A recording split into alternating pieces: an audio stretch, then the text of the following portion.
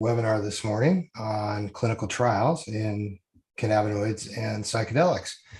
And we put together a really interesting panel, I think, for you. So thanks for joining us. And we'll start off by introducing that panel. I'm just going to kind of name them and give title and affiliation, but we'll ask each of them as I do that then to jump in and give us a quick background information on what they do. So maybe going alphabetically, Dr. Sood Agarwal is CEO of Ingenue CRO. Sood? Yeah, thank you, Tom. And it's a pleasure to be speaking here today and among such a great panel. By background, I'm a physician researcher, and I've been involved in the cannabinoid space for a number now, both as a chief medical officer in multiple biotechs or medical advisor to multiple biotechs. But in addition to that, as a CEO of a CRO that's ultra focused specifically on cannabinoid research. So looking forward to participating from that angle. Thank you. Cool. And next would be Dr. Guy Chamberlain, CEO and Chief Regulatory Officer of Tetra Biopharma. Guy? Thank you, Tom. I'm glad to be here with this panel. My background, I'm a PhD in toxicology and spent over 27 years developing new drugs, mainly complex drugs, taking them from discovery into first in human, and then if they succeed, the various stages of development all the way to the market. Okay, cool. And next is Najla Guthrie, President and CEO of KGK Science. Najla? Thank you. Happy to be here on this panel.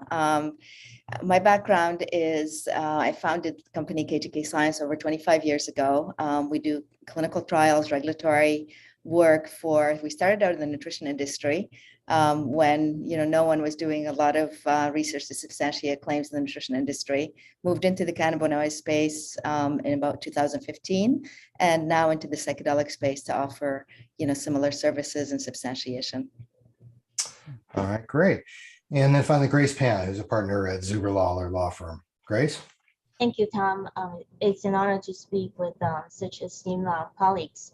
I'm a partner at Zuber Lawler. I'm an IP litigator. I've done a lot of Hatch-Waxman litigation and work with FDA quite a bit. So I specialize in FDA related litigation. Thank you very much. Look forward to speaking with everybody. All right, cool. Well, we have just a whole bunch of material we want to cover today, but I kind of thought I'd start off with a bit of a devil's advocate question, maybe coming from my main focus in the cannabinoid space, where the market's off and running, and a lot of people are focused on the adult use market opportunity, and therefore might be wondering why clinical trials, isn't, at least on the cannabinoid side, and we'll deal with psychedelics in a minute, but isn't this something that, a product that the consumer has been enjoying for millennia, and now it's going legal, and they'll take advantage of that to get what they need? Where do clinical trials play a role? At least, in the U.S. Adult use market, and we'll kind of move on to international angles too. But does it have a role in adult use? Well, I mean, I can get started and say basically clinical trials, in my experience, are essential to prove, one, the safety and the efficacy of any product and allow physicians to integrate it into, let's say, an algorithm of treatment.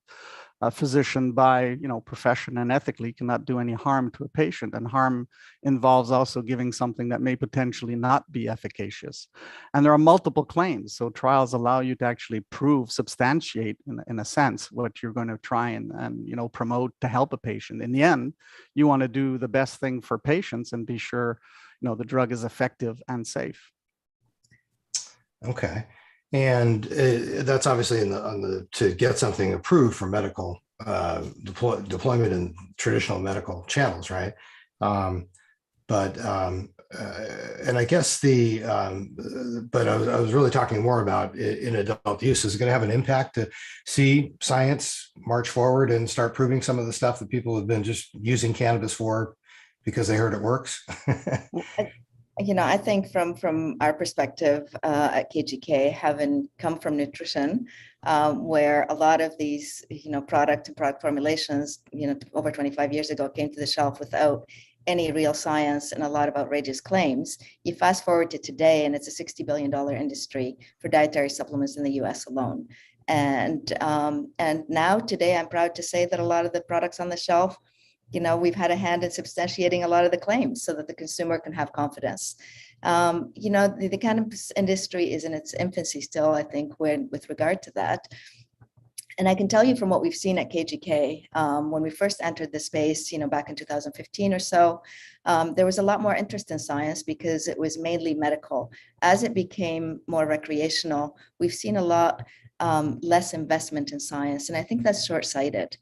And I understand that. I understand why. I mean, why should a company invest in a clinical study or science when the user or the customer can go to a dispensary and self-medicate? They can read something that says CBD helps them with their anxiety or sleep, and they can go into dispensary and ask for a similar product and buy it. So companies are hesitant to invest in science, and I believe that's short-sighted.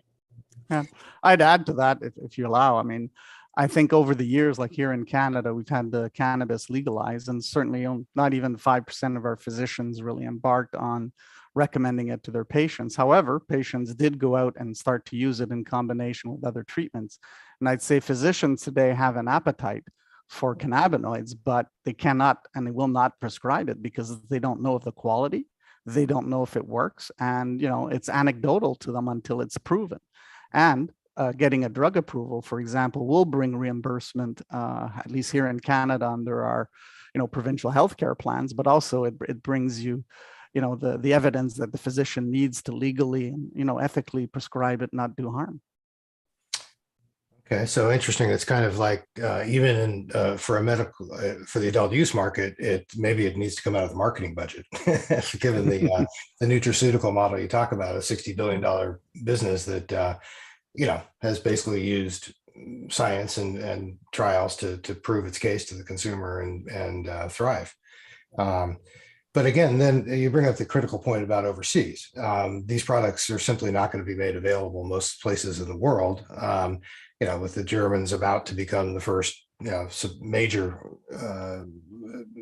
country after Canada to go legal, we're seeing how fast it's moving very slowly. And so most of the world is very limited to medical use, right? And but even there, products are being allowed, prior to clinical trials, right? There's flour being sold in German dispensaries, right?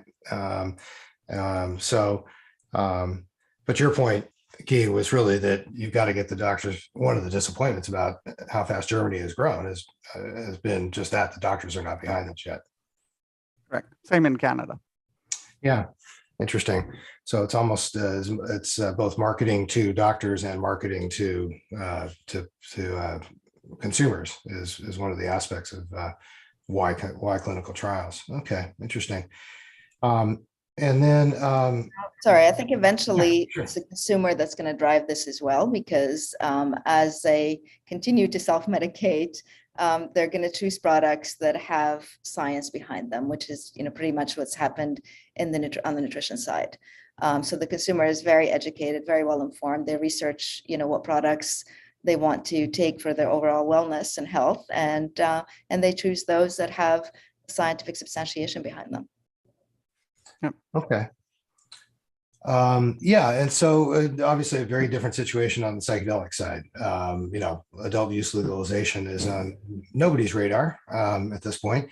And I imagine as a group of scientists, you generally think that would be inappropriate at this point, but or at any point. How's it? Can you kind of get a status report from you guys on what's going on with the key psychedelics? What formulations are at what stage of testing for what indications? Ranging from the nearest to be legalized to or to be approved for use to those that are just getting started. Can we get a sense of that? Absolutely. I mean, psychedelics are quite different than cannabis. I think when this industry was booming and started, a lot of the investors in the space really thought this was going to be cannabis 2.0, and it is not cannabis 2.0. These are drugs.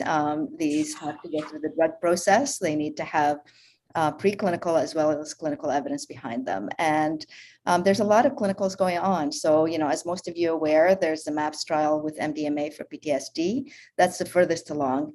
And they're shooting, I think, for FDA approval in late 2023 or 2024.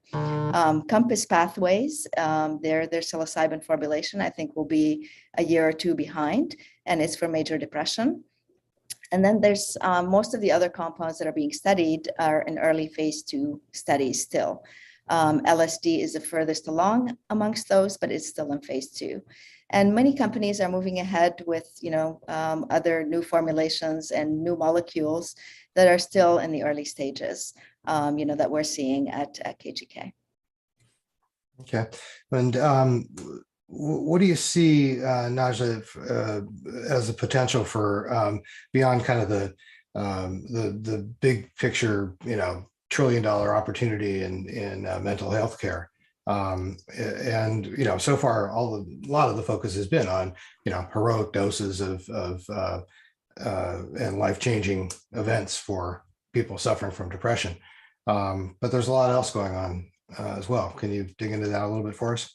Yeah, absolutely. I think, there's definitely, potential for psychedelics beyond psychiatry. And there's several peripheral indications that psychedelics hold great promise for. These are pain conditions that include, fibromyalgia or neuropathic pain, conditions like IBS we're seeing being studied. Cluster headaches are some examples. And, for example, for neuropathic pain, ketamine has been used preclinically as a rescue and pretreatment against nerve agent-induced seizures in rodents. That was published with NATO, quite a few years ago. And I think we're only scratching the surface as to the directions for these psychedelics. And in doing so, we're limiting ourselves. So I think, what holds the promise here and what's going to be the key are preclinical studies that are going to give us, the indication of where we're going to go with other indications in new clinical studies in new areas and hitting new areas. So this would make psychedelics fit more into treating pain, for example, would be a constant low dose treatment kind of approach, right? Yes. And that's always been kind of the holdback for major pharmaceutical firms to be interested in psychedelics. They're not kind of interested in a one and done treatment phenomenon. It doesn't fit their model of continual sales to patients. So this would change all that, right? These low dose applications. Absolutely. I mean, microdosing here I think plays a significant role, as well as I think what's going to interest pharmaceutical companies here or the pharma sector is going to be new IP opportunities. When they invest billions of dollars in a drug, they're going to want the return on their investment by being able to protect that IP. And I think you're going to be able to see that in, new second generation new drug molecules and compounds that are from the psychedelic space that, I'm seeing they're being worked on. And, for microdosing, I mean, how these clinicals differ and how the regulatory agencies would look at them, I think you've got to start with the appropriate division at the federal agency here. The FDA has already started to internally provide recommendations on upper levels for psychedelic studies, such as those involving ketamine. And they're concerned about cumulative exposure of those things. And, they can become barriers at times, but a dialogue with the agency here is extremely important. So there's less concern at the microdosing level, but it depends on the duration of the microdosing level. And again, these regulatory agencies have a knowledge gap in their own understanding of what that means to have long-term cumulative exposure. And they typically have the data on short-term, but the cumulative component still has to be addressed there. And Guy, we talked about maybe just kind of outlining that FDA process for people as a good starting point here. A lot of people have the idea that there's really not they're just a roadblock and that's it. But there actually are pathways that they just need to be pursued, right? Yeah, no, correct. I think you have to view the FDA as a partner in your drug development. I mean, just like the previous speaker was saying, I mean, you want to go in there as early as you can. You want to have some data. I mean, there's a whole process that exists, and it doesn't matter if your product is synthetic or a new molecule, like, any of the mushrooms or other psychedelics. I mean, the process is very simple. You collect a certain amount of, say, preclinical data. It can be through your own studies or through the literature if it is. The challenge with literature is ensuring that you can make the link between, say, your substance and what's been used in, say, the published data. That's usually the challenge. But once you have your indication, you've ironed out kind of your process, there's what we refer to it as a pre-IND, which is an investigational new drug application meeting that you go to the FDA. Some refer to it as the Type B meeting. And this is a formal process where the FDA will provide you guidance on specific issues you have for taking the drug through the various stages. And to get into a first in human trial, that's, very, very important, obviously, to prove to the FDA that you will ensure the safety of the human subjects. And that's through the combination of, your preclinical data and what's in the literature. And I would add to that, in the case of a psychedelic, the challenge is really you're going to have let's say, a consciousness altering drug that's going to be given. So how are you going to ensure the safety, who you're going to allow in these trials? There's multiple issues you're going to have to discuss with physicians and ensure the safety. And that's where you need to convince the FDA. It's easy to have toxicology data, but in the end, it's how you're going to manage the patients and ensure their safety. And that's where CROs come in, clinical research organizations. They have that experience. And, if you don't have that experience internally, they'll be the ones to help you through this process.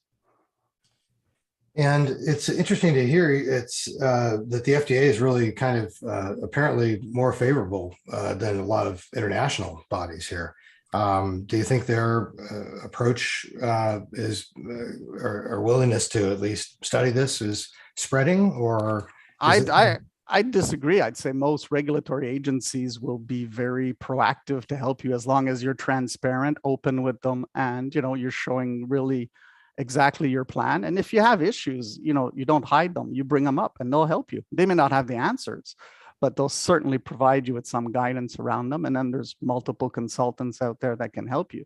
But both Health Canada, the European Medicines Agencies, everyone's been, at least in our case with, cannabis and cannabinoids, we've had, I don't want to say the red carpet rolled out to us, but basically everybody's been willing to work with us and take our drugs to the market. So I have not seen any hesitation or, barriers.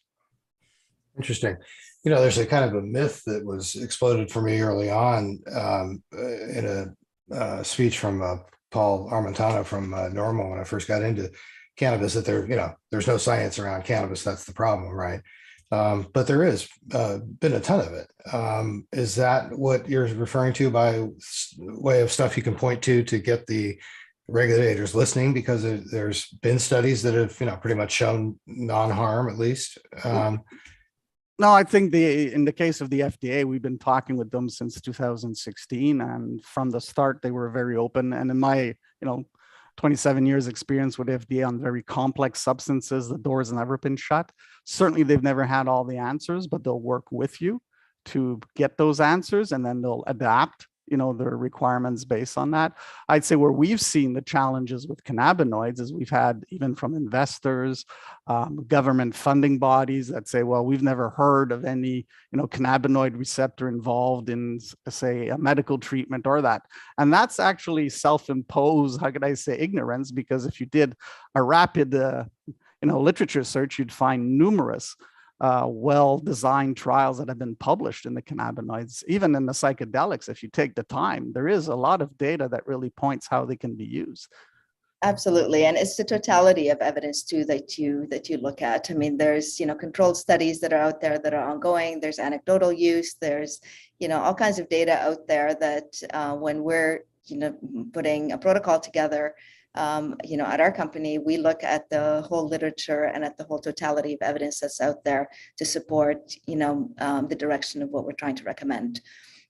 And to discuss with the agency. I mean, our regulatory team is headed up by Dr. Hilmas, who used to be at the FDA. So, he's always encouraging to, just as you said, to sit down with the agency, and they're very willing to. The FDA doesn't normally look at another country and base a regulatory framework around that, but most countries have their own views on these topics, and the FDA has an international division that works with international regulators. So, to have that regulatory framework for specific ingredients, and whatever your thoughts are on the FDA or towards them, they're still perceived as having the safest food and drug supply in the world, and countries do look to them first when they're looking at these at approving these studies internationally. So. Yeah, as we've just seen with the COVID. Exactly. Right. Exactly. Right. Exactly. Right. Yeah. Sud, is that a growing willingness to kind of work across country lines? The reason we're seeing a lot of North American companies doing their early stage work in Australia? Yeah, I think so. So, I mean, in general, most biotechs around the world, when they're trying to get their pharmaceutical drugs approved, still look to the FDA first, because the USA market is certainly the largest market in the world. It's the most valuable in terms of dollar value. And so most people would generally go through the FDA pathway first. In addition to that, the FDA has really good pre-IND guidance, the Type B meeting, which is quite a sophisticated platform. And you don't tend to get that quality of guidance from other global regulatory bodies. So in general, the pathway that from most biotechs, even if they plan to commercially launch their drug in another jurisdiction, will tend to go via the US first and go via the FDA. So assuming that's the case, then moving from there, your question that you asked is, why would people who intend to go through the FDA do their clinical trials outside of the US? That's a really important question.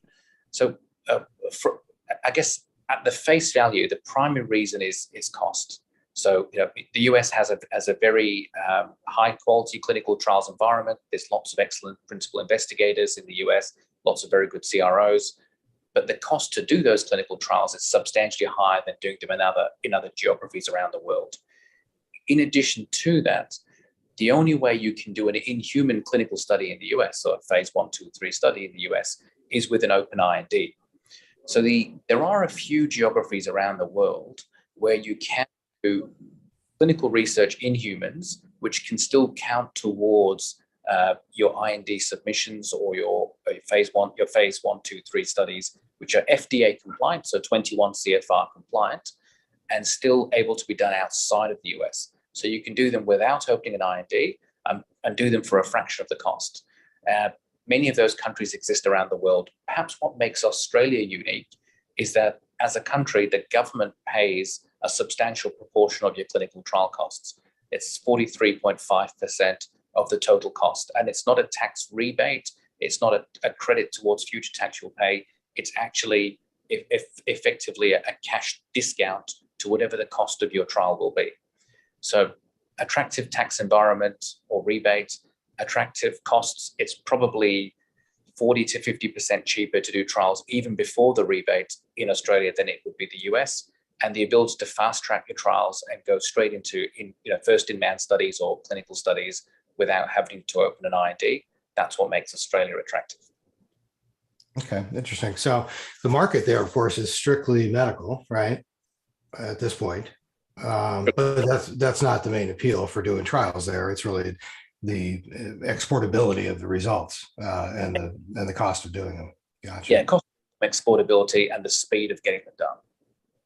Okay. And I think that's a similar environment in Canada as well, at least, from the speed of being able to get them done, the cost structure, and also, from a population perspective, you're still looking at a North American population when you're conducting studies in Canada. So we found over the last 25 years, where especially when you're doing nutrition studies, but also cannabinoid and now, psychedelic studies, you've got, the similar population in Canada and in the US that you're dealing with. And the cost is, as he pointed out, in Canada as well, is, much more favorable. Right. Canada doesn't have the same reimbursement offer on the table, I guess. No, it's a lot more challenging to get your reimbursement. I mean, Quebec has the highest, how could I say, reimbursement, but these are tax credits, what we call SHRED. So you have to go out and apply, and it can take up to 2 years before you get them. I mean, we've been able to use that in our company over the last 25 years. We've had a great history of being able to get these credits, and they're about 35%. And we pass that on, in our quoting to the client. That's why we're able to offer a lesser cost than doing it in the US. Okay. And we talked about decentralized trials. Can you explain those, Sue, for example, and how they changed the process? Yeah, absolutely. So historically, clinical trials were performed at a clinical research site. So you had a principal investigator who worked from a site, which was often a medical practice or a hospital or a clinical unit. Patients physically, drove down or were chaperoned down, attended that site, and were physically seen by the physician or the site coordinator or clinic nurse. And then a variety of drugs were given, vital stats and other measurements were taken, and the patient returned home. And every time they needed further assessment, they came back. And there was sort of a multiple visit methodology, very inconvenient for the patient, often very costly. You had lots of patients who dropped out because it was just too much administrative hassle for them. So during COVID, there was, I guess, an accelerated shift to moving towards a decentralized system, using technology to allow patients to effectively do clinical trials from anywhere, from their home. And I guess that there was a few different aspects of the clinical trial pathway that would normally mandate that the patient would have to go into a clinic. And those would have been the consent part. So legally, historically, consent to participate in a clinical trial for a patient would normally be done face-to-face with the principal investigator, who's usually a senior physician. The ability to do that fully electronically via a video conference type module was quite revolutionary. So that's called e-consent, and that removed that. Further to that, most clinical trials involve patients entering some data, pain scores, anxiety scores, whatever that data is. How they input that data was historically paper diaries, which they physically passed on to a study coordinator or nurse, or maybe they telephoned in and gave their results over the phone. Now, the concept of bring your own device or using iPhones or tablet type technology and just entering data in real time through that kind of technology straight to the clinical data manager, that completely transformed how clinical trials are run, allowing the patient to remain at home and getting much higher quality, more robust and contemporaneous data transmitted to whoever's collecting it. The next part was you physically had to drive the patient in to the clinical site to get examined by the doctor or the nurse. Now, doctors are able to do consults by telehealth using a variety of high-quality teleconference platforms, and you can use remote nursing services to do outreach visits to the patient's homes and get all the testing or blood draws, pathology, etc., all done remotely. So that's completely transformed how clinical trials are done. And I guess the advantages are patient dropouts are significantly less. And we've done a number of decentralized trials now. So we're seeing this as compared to historically when we did them all in person as face-to-face trials. Less dropouts, certainly. I think improved patient satisfaction and compliance was also noticed. Getting more robust data because the patients aren't just waiting till the end of the week and then writing all their pain scores in a diary and submitting them in person. They're now filling them in on their tablet or iPhone in real time. So that really is probably the major benefit. And the next thing is you're getting a whole group of patients who wouldn't normally participate in clinical trials because it was too inconvenient or they had full-time jobs and having to drive down to a clinical research center means they can now participate, especially if they live in country towns or remote areas where they wouldn't normally have clinical trial centers there. So I think decentralized trials are here to stay, and they revolutionize the clinical trial platform. So very much so, as COVID and technology coming together in what we're doing here today, for example, or for example, in curbside pickup at cannabis stores, it's really been a fertile period for changing, this process too, the clinical trial process. Interesting. Okay. Absolutely. Yeah. And they provide, I completely agree, with that. And we've seen the same shift here as well. And decentralized trials really provide much larger sample size now, for a fraction of the cost. And these studies can still be controlled. It's generating a whole new realm of real world data. This was not previously possible with drugs until they were marketed. So this is really, new and here to stay. I agree. So this is, I think we're talking about cannabinoid testing here, right? I assume for a major psychological issue research with psychedelics, things are not going to change that much, or are they? Is that being affected too? Not yet, but I think in the future, definitely, because you're dealing here with different types of compounds. So that, we still need to establish the safety of these compounds. There's a potential for abuse as well with these compounds. So, in order to convince the regulatory agency that you're going to be able to control well for that, yet I don't think is doable quite yet. Right. Seems like it may come into play on the more the microdosing Yes. Aspects, though, certainly, and I guess long-term follow-up on the depression treatment and that kind of thing. Yeah. Correct. Interesting. Okay. Let's turn our attention a little bit to the business side of this and where the payoff is. And Grace, you handle a lot of traditionally the payoff in pharmaceutical work is getting the IP and being able to profit from the deployment of the drug. Where are we at in that process of kind of commercializing cannabinoid side for now, IP? Well, cannabinoid is you can patent it. The thing is, I think compared to psychedelics, it's a little harder because they're naturally occurring. And so psychedelics, they're chemicals, and usually if you can artificially manufacture these chemicals, you actually have more options because you can actually patent the compounds. And I think for cannabinoids, you actually have to, the process of extracting them, purifying them, and formulation. Those are what you can patent. And also, when you go through FDA, then you are talking about indications. And so you need a patent first before you can go through FDA and going through clinical trials.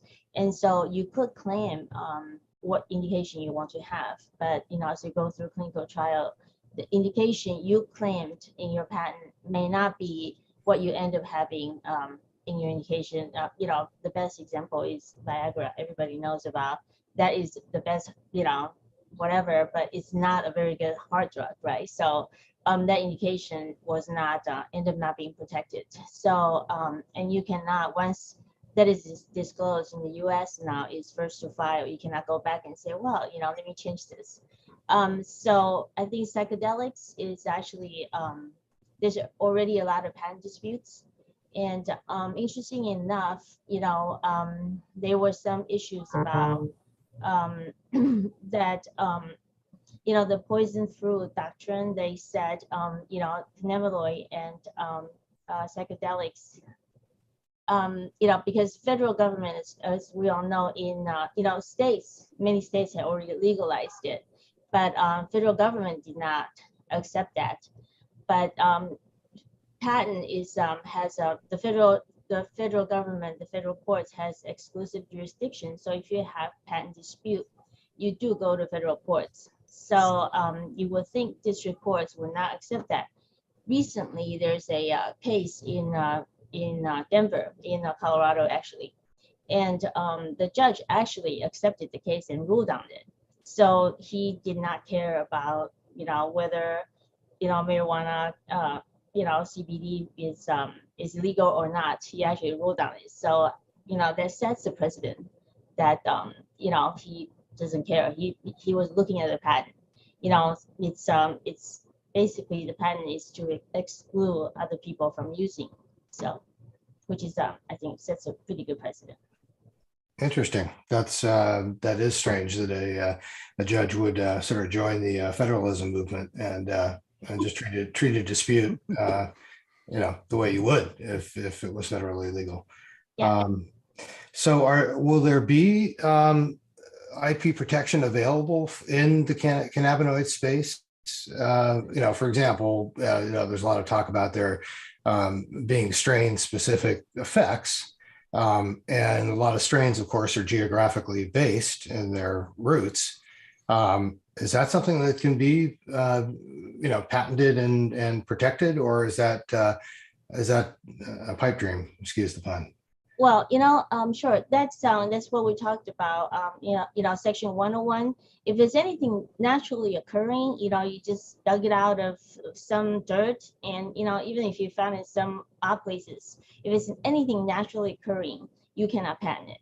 But if you artificially made some manipulation and you you genetically manipulated that, then you can patent that. But if it's something you just found in nature, you cannot patent that. And that's just, that's what patent law is about. So, but if you can somehow, take it back into the lab and you play with, the chromosomes and, you do some, recombinant DNA and then move things around. And so maybe, it can grow, it can produce a lot more fruits and what have you, then you can patent that. Okay. So the CRO folks on the panel, are we seeing that people coming to you with that kind of work done and now wanting to test it? Yes. Yeah. From I think from what we're seeing, there's IP opportunities here with novel compounds that are being synthesized in the lab. There's derivatives of these compounds. You're right. Anything naturally occurring, even in the psychedelic space, such as psilocybin, psilocin and some of the others, is not patentable. But any modifications on these, any second generation compounds, all of those are patentable. Also, there's, IP that's associated with formulations or delivery systems, and other possible protection that we're seeing are for combination therapies, as in the case with nutraceuticals. So, you may take a psychedelic and combine it to make a new product with a nutraceutical product and be able to cover your IP that way. So we're seeing a lot of, innovation in that space. And also I want to add, there's another interesting thing is, it's the indigenous population. They have been using this for a long time before we came into this space. Yes. And so, there's a controversy about how they have been using it for a long time and they didn't know about patents. And so now the big pharma comes in and they are kind of grabbing it and, getting patent protections.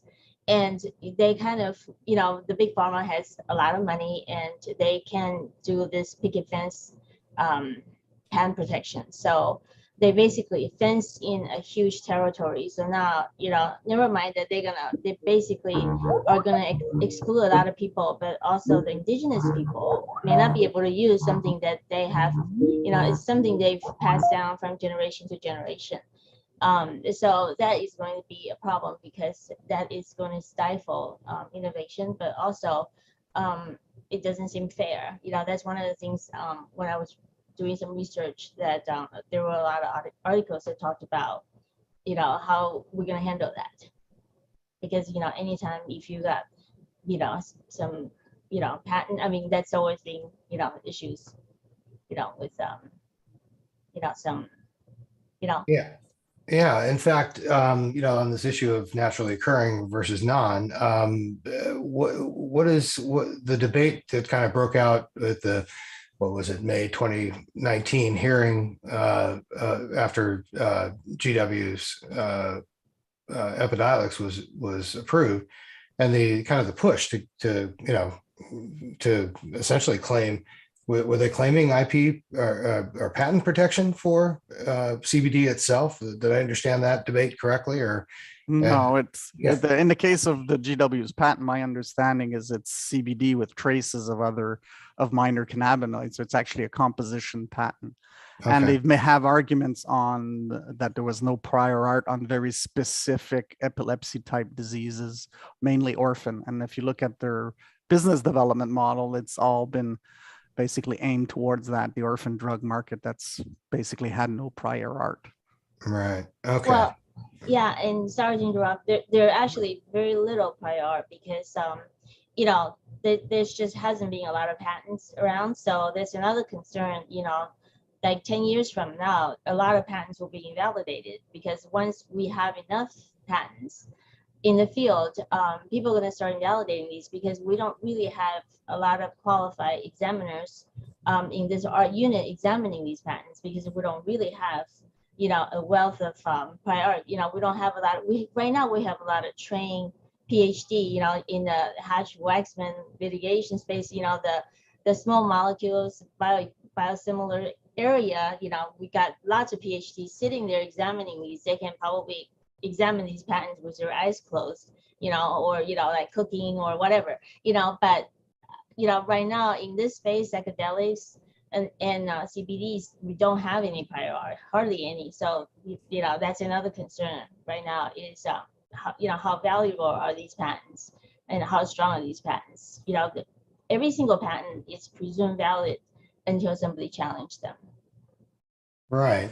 But my limited understanding of patent law is that a lack of prior art is a real opportunity, right? It's where there is no prior art that you have a shot at getting a patent. Correct. Right. But Okay. yes, it is. But it's only presumed valid until somebody challenges it. So that's why I don't know if you guys remember Merck Exchange versus eBay. That's way back when that was the first online shopping. Actually, I was involved in that case. And eBay was sued, and Merck Exchange is the guy was I think he was a law student when he invented online shopping, and his claim was so broad. Take a picture and upload it to internet, and and then just have people buy it. And the claim was so broad, he got his patent allowed. And eBay was doing that, and but internet is free. So, and, but he sued eBay, and he went all the way up to Supreme Court. It was a big deal, and that was the start of this. But there was no prior art then, so he got his patent allowed. Interesting. Yeah, and my limited involvement was actually in a business process patent of maybe the most famous one, Netflix's, where it did not go to the Supreme Court because what typically seems to happen in IP cases is a settlement where Blockbuster dropped the lawsuit, paid a fee, and they were both able to use the system. But that was the first case, so that's why it went up all the way up to Supreme Court. But also the two parties were, pretty interesting. It was you probably want to read about the dispute. Was pretty funny. The judge was pretty funny. He said some really interesting things, including wanting to have he would rather have root canal than see the two parties. All right. Well, okay, cool. So you brought up a point earlier, Guy, about it's not just the compounds themselves, but dosages and mixtures and inhalation techniques and enhanced bioavailability is something that a lot of people are talking about, pushing the science forward on at this point. Are we seeing stuff get tested now that shows promise in those areas? Yes, definitely. I mean, in the case of our technology, we have developed inhalation. We have intellectual property around what's basically, let's say, aerosolize the patients. A lot of advancements, a lot of new technologies coming out. So I'd say, and I think that's important. It's also speed of delivery for a patient. So if you're in severe pain, getting it by the inhalation route is extremely rapid. It also turns out to be the traditional way cannabis was used, by inhalation. And we've seen that with some of the oral cannabinoids getting into some liver toxicity issues and different metabolites that humans had not been traditionally exposed to. Again, meaning why you need the good science, like was pointed out before, as you move forward into clinical trials. But I think certainly as technologies evolve and people want to put delivery formulations to increase intellectual property around, we're going to see a lot of unique products coming out. All right, cool.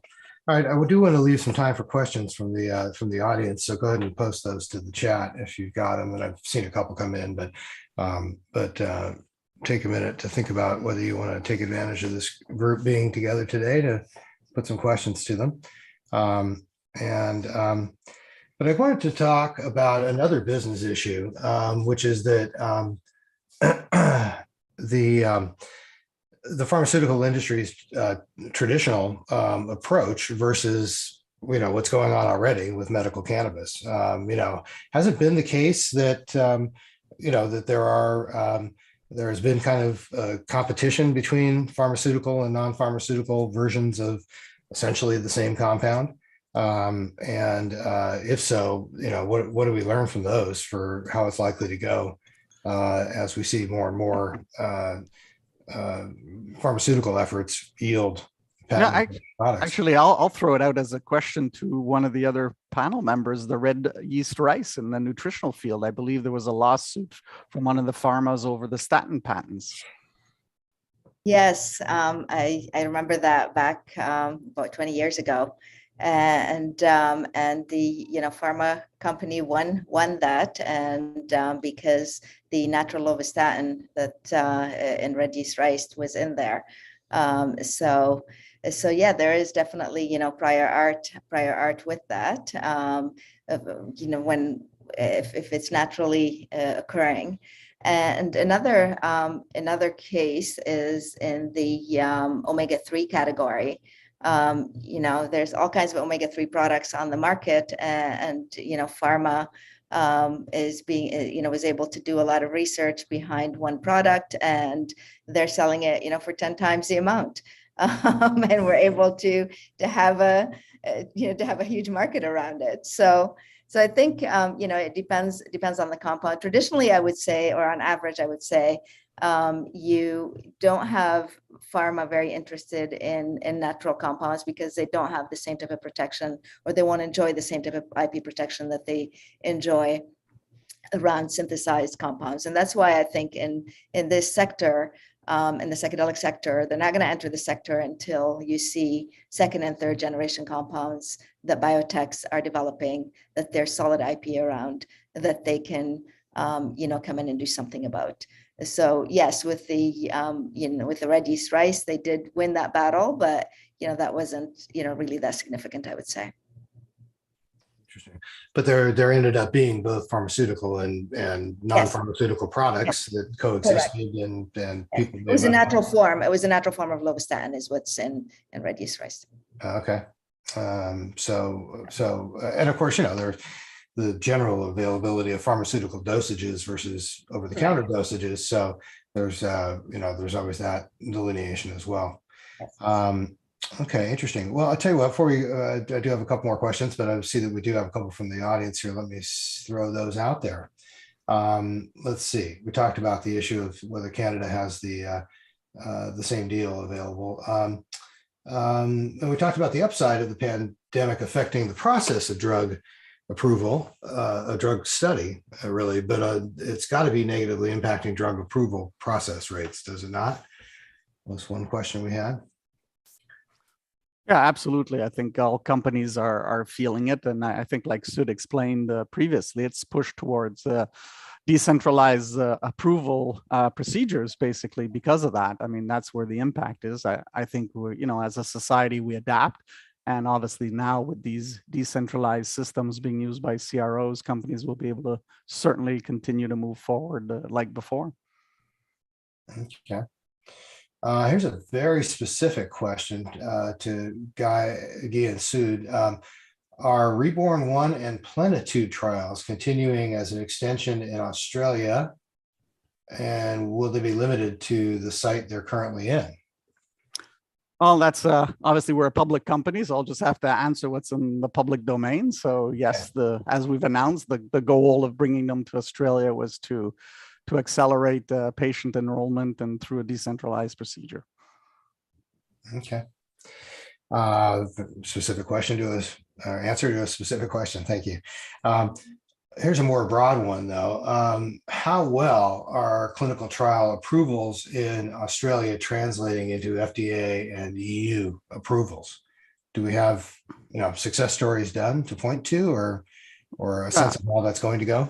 I mean, in my experience over 27 years, typically, if I was, say, running a trial in Australia, obviously, if I wanted to use it, in the United States or in Europe, I would go through our typical, like we said, pre-IND type meetings and ensure that the protocol was acceptable to the regulators. And this is, we did that even when we did our phase 1 just in Canada back in 2017. We had the FDA's full buy-in on the trial design, and for Australia, same thing. So you ensure as a company that the other governments, will certainly like the trial design. And then there are regulations, obviously, that the CROs have to follow to ensure that, data collection and all the other parts of, say, good clinical practices, compliance are respected. And that's, that's part of the obligations that you discuss with your clinical research organization.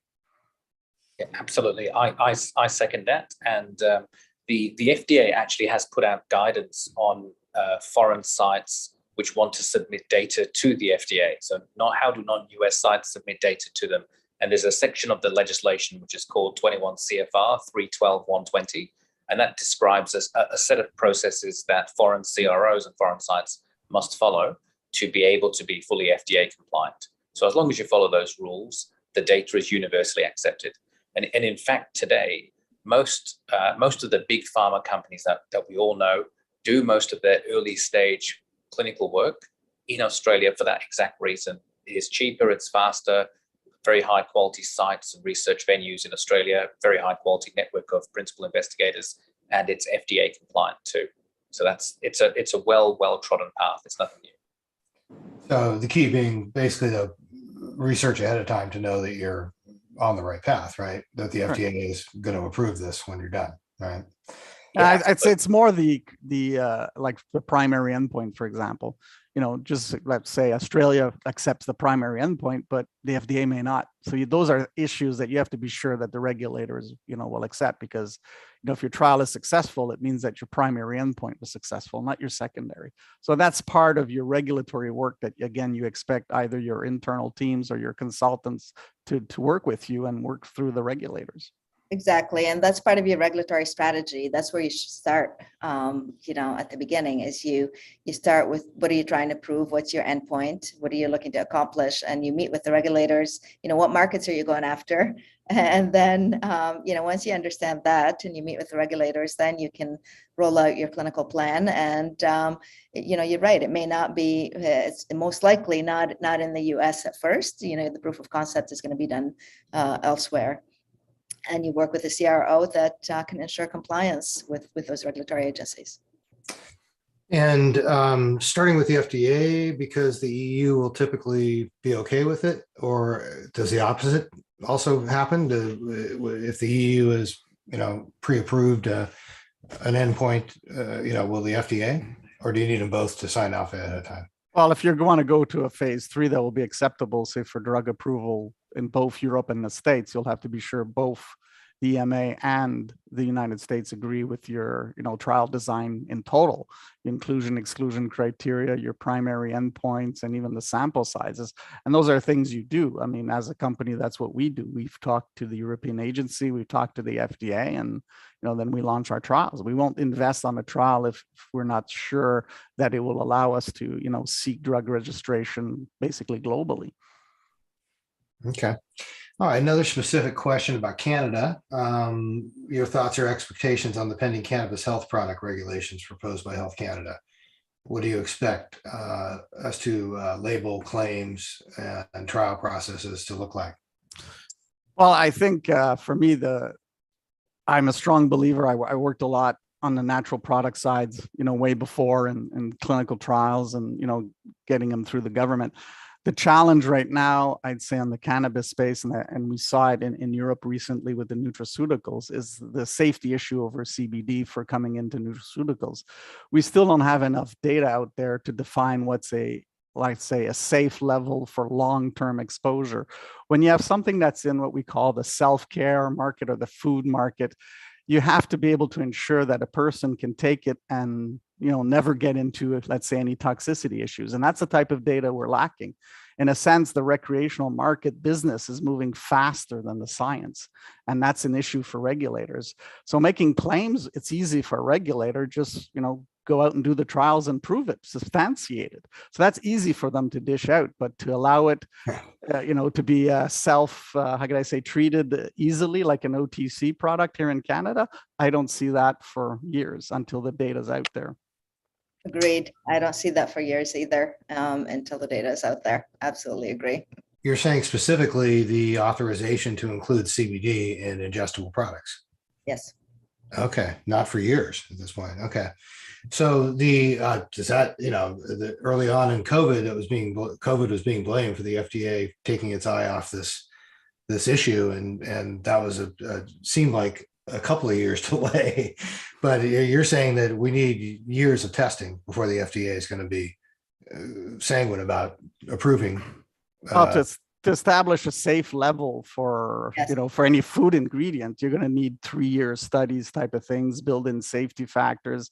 And that takes time and money. I mean, it's a very big challenge. Yeah. And we're talking about generally a very undercapitalized industry of companies that, don't have the money to do those kinds of long-term trials, do they? Or is it happening already? And we're just not hearing about it. I think some of it is happening already. I mean, the question was targeted towards Canada, Health Canada, and cannabis health products in Canada. So I think in Canada they're years from allowing us to include it in food products. Completely agree with that. That the data is not there. In the U.S., I mean, the FDA hasn't even approved, CBD yet at this point, even after, all of the lobbying and all of the data that's out there. So to add it to food, I mean, that's still years away. However, the path in the U.S. for food would be generally regarded as safe. So GRAS approvals, and we've seen a number of those. There's different levels of GRAS approvals. There's self-affirmed GRAS, where all the data goes on your product goes to a panel of toxicologists, and then they approve that for use. And there's a second level of that where you submit that to the FDA, and the FDA approves that product. So there are companies that are developing certain products with CBD and doing those studies, and these are toxicology studies, safety studies in rodents, and we look at the totality of evidence in humans as well before we put all of that together and submit it to the panel. Okay, so it is being pursued, but Yes. It's likely years before. On a product by product basis, because there is a path in the U.S., but Right. I don't see generalized use for years to come. Yeah. Okay. We are unfortunately going to run out of time before we can deal with all the questions, but here's kind of an interesting one. I thought that a key part of psychedelic therapy is the actual therapy, rather than simply the drug. And how does that fit into the clinical trial model? It's a different thing than what home diaries and taking a pill every day. How does that fit into the testing regime? Yeah, it fits into the clinical trial model by we incorporate if it's a clinic visit. That's part of the clinic visit. There are also we can do that remotely as well, and provide psychotherapy that way. There's various ways we can incorporate it, and it is being incorporated in a lot of the studies. Some of them are without, and some of them are with. Okay. Maybe we have time for one more. There's several to choose from. Give me a second. Let's see. Interested in forecasting how medical will regulate the future synthetic marinol, et cetera, industrial yeast or other microbes being created versus cannabis plant derived. Same for psilocybin and mushrooms. How will the production process affect the products and their use? I guess this is the synthetic versus, plant-based question, right? Yeah, so synthetic is pretty straightforward because you're going to be able to have a process that produces a pretty pure compound, all of the time if you follow that process. So it's simpler, definitely simpler. You're going to get a consistent product with a consistent quality and consistent concentration. Natural is a lot more, problematic, I would say, and a lot more challenging. Not to say that it can't be done. I mean, it's been done on with natural products, and you, have to standardize to the main active with a certain percentage that you would test for, because natural, depending how it's grown, depending the conditions, you're going to end up with different concentrations. You're going to end up with different products that are not uniform, that are not consistent.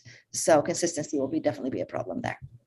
Okay, and then I guess we should wrap to be somewhat on time, although I'm enjoying this immensely and we could go on. But I did ask you guys to kind of think about one last big question. Can each of you point out which current clinical trials you're most excited to see results for and why?